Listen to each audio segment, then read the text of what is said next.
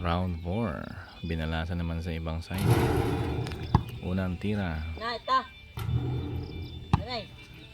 Binalasa po sa isang side mga kaibigan.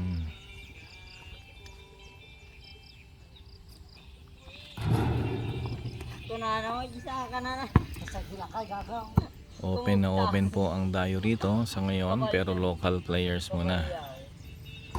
Bawal muna yung mga matitindi na harang. Malalaman kasi namin kung talagang mga harang na kayo. Tony again, may mukhang gumaganda ang tira ni Tony harang ngayon.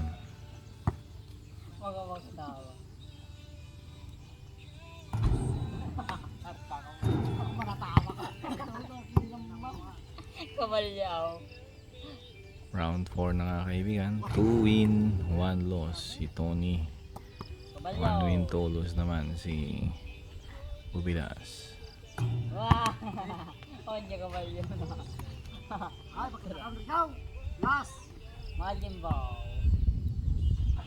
Tony harang for the win. Pasok mga kaibigan.